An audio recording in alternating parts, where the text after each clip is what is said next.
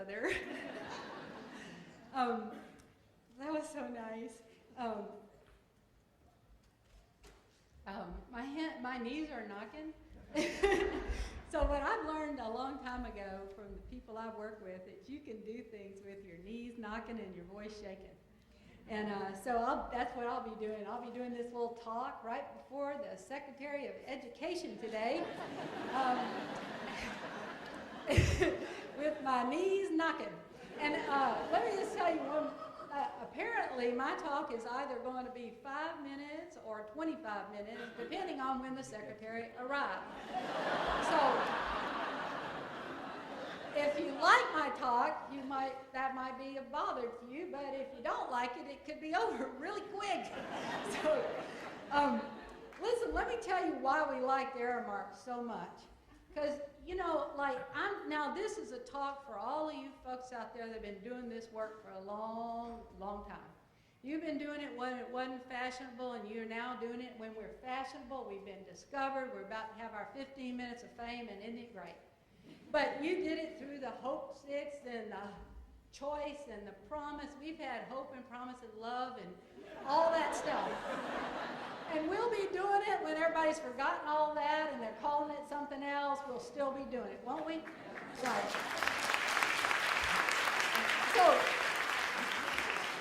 So here comes ARAMARK. Like, you know, don't you have a lot of meetings with corporations that want to be your partner? Now, sometimes they drag you down to their big steel and glass and marble office building and stick you in a real cold conference room, and they tell you exactly how you're going to partner. They explain it to you, right? And then sometimes they actually come see you, and they say, you know, we think there's work out there that we're meant to do. We think we can do it with you, but we need to learn from you, and we need to plan this work. And they come with respect and humility, and that's how ARAMARK showed up, and we fell in love. We had a big old organizational crush on ARAMARK. And we were right. It was love at first sight that actually lasted. And we took the time and we planned, and they did have humility because, you know, their purpose as a business is to make other people successful, make other people look good, make other organizations excel and work. And that's what it's like for us too. We're all doing work not so we can be famous, not so we can be recognized, although I have to tell you, my mother is so happy I got this. She's been wondering when I'd amount to something. And so you made her real happy. But as you all know, there are about 1,150 people that work for Neighborhood Centers, Inc., and in every possible way, this award reflects all the work we've done together. And we are so proud to have been doing that work with ARAMARK. I want to tell you a little story about one neighborhood. Now, we're in 60 locations, and you know, I hate that anybody ever remembers how big we are, because this work is all about being big and small at the same time. Because in every neighborhood, in each center, in every Head Start center, in every community center and senior center, what's important to them is not how big we are, but how responsive we are. How much we reflect the aspirations of that particular neighborhood in that particular place in this particular time.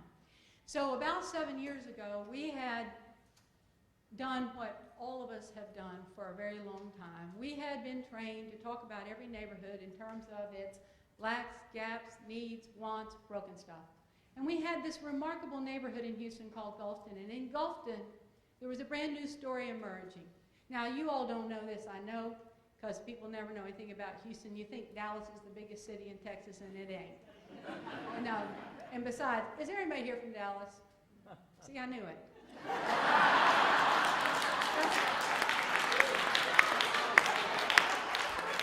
Need I say more? And yay to our